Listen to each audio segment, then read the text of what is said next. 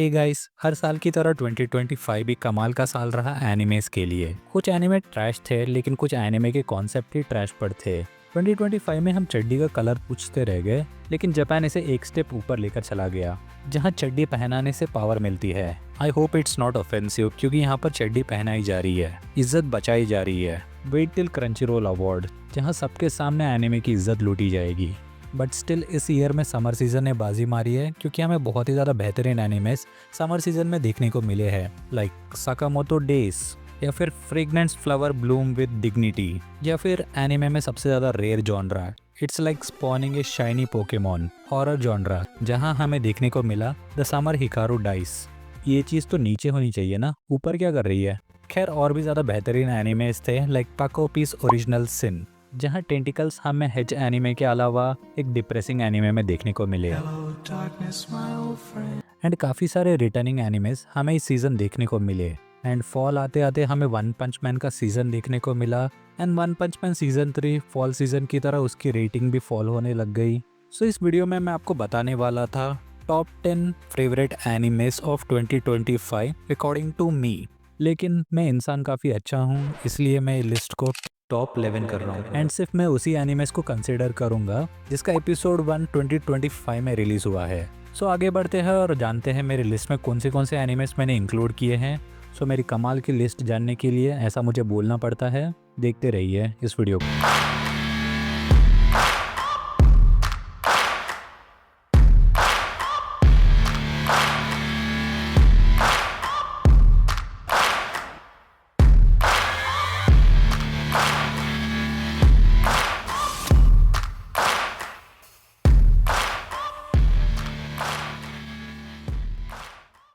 Number 11, Ruri Rocks. तो Ruri school से आते वक्त उसे एक नेकलेस दिखता है, लेकिन रूरी के पास पैसे नहीं होते, इसलिए वो डिसाइड करती है कि वो माउंटेन्स पे जाकर रॉक हंटिंग करेगी और कुछ वैल्यूएबल रॉक्स चुनेगी जिससे वो अपना खुद का नेकलेस बना सके। तो रूरी माउंटेन्स पर जाती है एंड उसकी मुलाकात होती है नागिसा से, जो कि एक जियोलॉजिस्ट स्टूडेंट है। एंड नागिसा रूरी और हमें दोनों को सिखाती है about different rocks and fascinating चीजें रॉक्स के बारे में।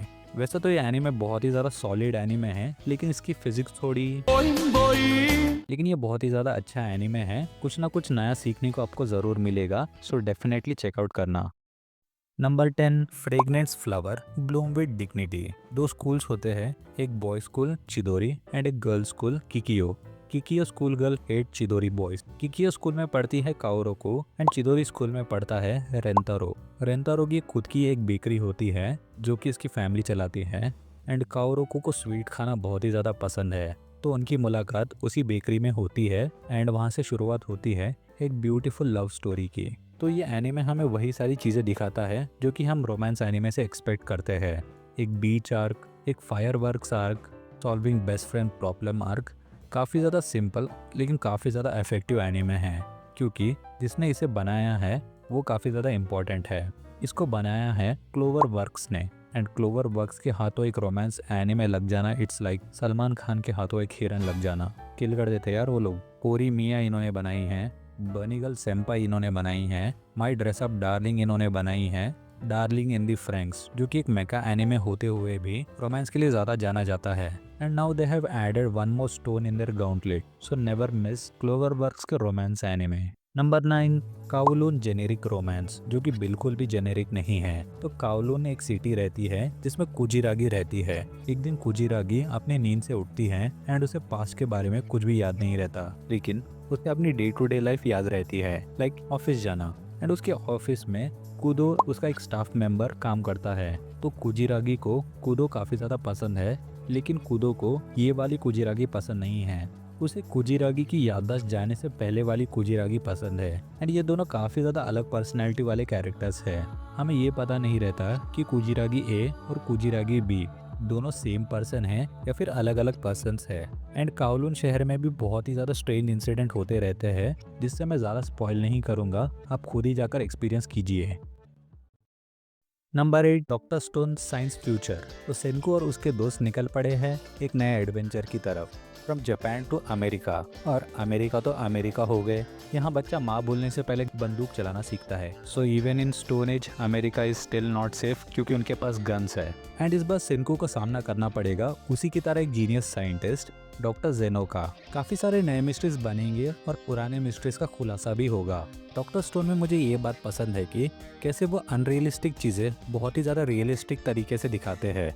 एंड इस सीज़न हमें बहुत ही ज़्यादा कैरेक्टर्स दिखाई पड़ेंगे डॉक्टर स्टोन में। And like every season doctor stone इस सीज़न में भी बहुत ही ज़्यादा बैंगर एपिसोड्स के साथ ही आया है। So make sure to watch doctor Stone. Number 7 to be a hero X. तो ये एक चाइनीज़ एनिमे है with the blend of 3D animation. तो ये एक सुपर हीरो वर्ल्ड है जिसमें आप भी एक सुपर हीरो बन सकते हो। इसके लिए आपको लोगों का ट्रस्ट वैल्यू चाहिए। जितना लोग आप पर ट्रस्ट करेंगे उतने पॉइंट्स आपको मिलेंगे। एंड सुपर हीरो रैंकिंग्स में आप उतने ऊपर जाओगे। एंड आखिर में टॉप 10 हीरोज की बैटल रॉयल होती है, जिसमें जो जीतेगा वो बनेगा ए हीरो एक्स, जो कि सबसे ज़्यादा पावरफुल हीरो है। एंड इसके कैरेक्टर्स की बात करी जाए तो इसमें एक ही मेन कैरेक्टर नहीं है, बल्कि बहुत सारे मेन कैरेक्टर्स है। It's like Boku no anime in super hero universe, जो कि सारे कैरेक्टर्स एक पॉइंट पर आकर कनेक्ट होते हैं। एंड जैसे कि मैंने बताया, बहुत ही बढ़िया एनिमेशन है। अगर चाइना ऐसा लेवल का एनिमेशन दे रहा है तो Japan has to be prepared. And I am really excited for season 2। Hopefully हमें जल्दी देखने को मिले। Number 6 Solo Leveling. And to be honest, मैं सोलो लेवलिंग को बिल्कुल भी हेट नहीं करता। इनफैक्ट जो मैं देखने आता हूँ सोलो लेवलिंग, वो मुझे अच्छी तरीके से दिखाता है एंड मैं हर एक एपिसोड हुक हो जाता हूँ। आप इसका क्रेडिट A1 पिक्चर्स को भी दे सकते हो, जिस तरीके से इसकी एनिमेशन की गई है। अगर स्टोरी की बात की जाए तो सोलो लेवलिंग का rule number Hunter X Hunter के पीछे वाली सीट पे ही था। Story is very much similar to Chimera Ant arc, but not entirely same. And ये सीज़न भी बहुत ही ज़्यादा मज़ेदार था। मैं कहीं पर भी बोर फील ही नहीं हुआ। But I still not agree with the anime of the year Solo Leveling को मिला है, क्योंकि कंटेंडर्स बहुत ही तगड़े थे उस साल के। Number 5 apothecary diary season 2। So apothecary diary मेरी फेवरेट जॉनरास में से आती है, मिस्ट्री और थ्रिलर। एंड ये डिटेक्टिव में भी थोड़ा बहुत आ जाता है। सो ये मिस्ट्री और थ्रिलर एनिमे है, तो इसके बारे में कुछ भी बताऊंगा तो it would be the second worst thing I will do for this anime.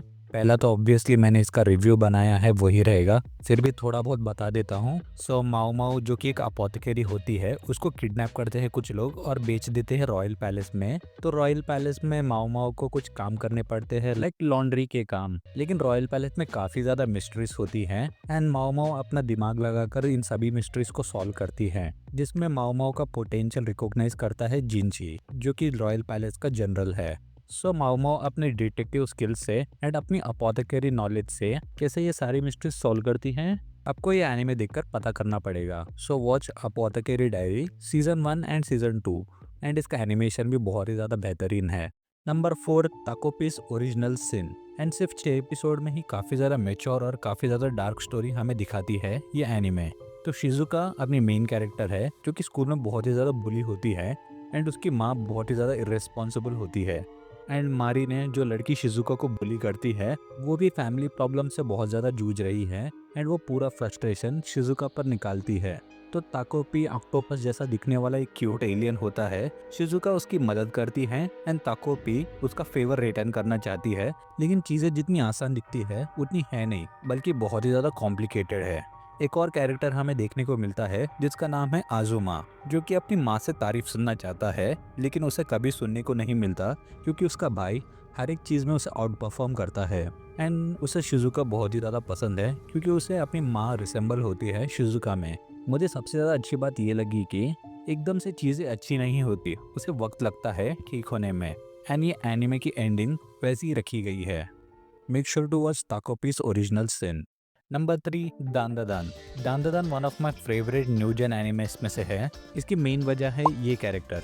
दांदादान की बेस्ट पार्ट उसके कैरेक्टर्स ही लगते हैं। बहुत ही वियर्ड लेकिन बहुत ही फनी कैरेक्टर्स है। इसके कोई भी कैरेक्टर उठा लो, चाहे ये आदिवासी हेयर ऑयल लगाने वाली लड़की आयरा हो, या फिर चड्डी पहनकर पुल खिलने वाला जीजी, या फिर ईविल आई, या फिर उम्र 55 की दिल बचपन वाली सेको। एनिमे इंडस्ट्री में सबसे ज़्यादा hot character, anime fan girls पागल है इसके पीछे। इवन गोजो भी देख ले तो उसका भी डोमेन एक्सपैंड हो जाए, केंता। एंड अगर दांदादान की स्टोरी की बात की जाए तो इसका प्लॉट रिवॉल्व करता है एक्चुअली गाइस प्लॉट रिवॉल्व ही कर रहा है एंड सभी कैरेक्टर्स वो प्लॉट को ढूंढने में ही लगे हैं। जैसे ही मिलता है मैं आपको बताता हूँ। लेकिन इनसेन राइटिंग। शुरुआत में स्टोरी काफ़ी गूफी लगती है, लेकिन जब बैक स्टोरी आती है कैरेक्टर्स की तो लाइक मज़ा ही आ जाता है। एंड इसका एनिमेशन साइन सारू तेरी मारू, I am just loving this show, can't wait for more seasons. So make sure to watch Dandadan guys, बहुत ही अच्छा शो है। आई एम श्योर आपने अभी तक देख लिया होगा, अगर नहीं देखा तो डेफिनेटली चेकआउट करना। अपोकलिप्स होटल एंड ये डार्क हॉर्स है इस लिस्ट में। एंड इस एनिमे ने मुझे बहुत ही ज़्यादा इम्प्रेस किया है। मैंने इस एनिमे का डेडिकेटेड रिव्यू भी बनाया है।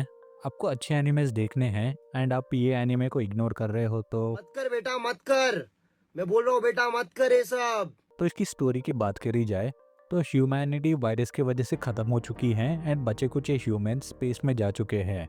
एंड गिंगारो एक 5 स्टार होटल है जो कि रोबोट्स चला रहे हैं एंड उनका सिर्फ एक ही मिशन है, जब तक ह्यूमैनिटी वापस ना आ जाए उन्हें ये होटल चलाते रहना है। एंड इस होटल की मैनेजर है याचो जो कि बेस्ट गर्ल है 2025 में। एंड ये भी एक रोबोट ही है। बहुत साल बीत जाते हैं लेकिन इंसान नहीं आते, लेकिन एलियंस का आना जाना रहता है। लेकिन होटल गिंगारो सभी गेस्ट को वेलकम करता है, चाहे वो इंसान हो या फिर एलियन। मिस मत करना, देखना जरूर इस एनिमे को। नंबर 1, माई हीरो एकेडमिया। भगवान डाउनफॉल कैसा भी दे, लेकिन कमबैक माई हीरो एकेडमिया जैसा ही देना। माई हीरो एकेडमिया फाइनली ख़त्म हो चुका है एंड ये एनिमे ज़िंदगी की तरह उतार चढ़ाव वाला सफ़र रहा इसका भी।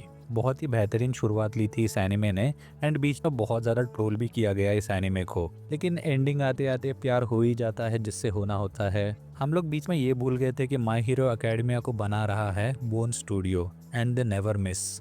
मैं उनको थैंक्स बोलना चाहता हूँ जो माई हीरो एकेडमिया से जुड़े हैं। Thank you so much for this wonderful anime. वैसे तो इसकी स्पिन ऑफ सीरीज चल रही है एंड उसका भी एक सीजन खत्म हो चुका है एंड इट्स ऑल्सो एक गुड सीरीज, आप वो भी चेकआउट कर सकते हो। मे भी आगे जाकर हमें कुछ कैमियोज देखने को मिले कुछ कैरेक्टर्स के। मेरा कोई भी कंप्लेंट नहीं है अब इस एनिमे को लेकर, बस एक कंप्लेंट है, कोई ये टीचर का नाम चेंज कराओ यार। मेरी मदर टंग मराठी है एंड इसका नाम आइजावा है। Apart from that no other complaints. And ये थी अपनी लिस्ट।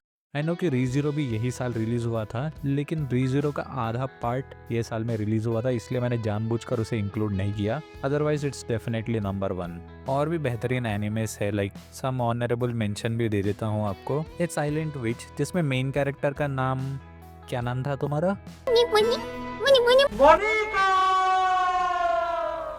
बहुत ही बेहतरीन एनिमे है ये भी। एंड काइजू नंबर 8 सीज़न 2 भी बहुत ही ज़्यादा बेहतरीन था। अनफॉर्चुनेटली मैंने इसे लिस्ट में इंक्लूड नहीं किया एंड आगे भी सीजन्स इसके आएंगे, सो डेफिनेटली ये लिस्ट में जगह बना ही लेगा। And that's it. और क्या बोलूँ, बोलो तारा रारा। मैं होता हूँ 9-11 एंड मेरी तरफ से मेरी Christmas and happy new year in advance.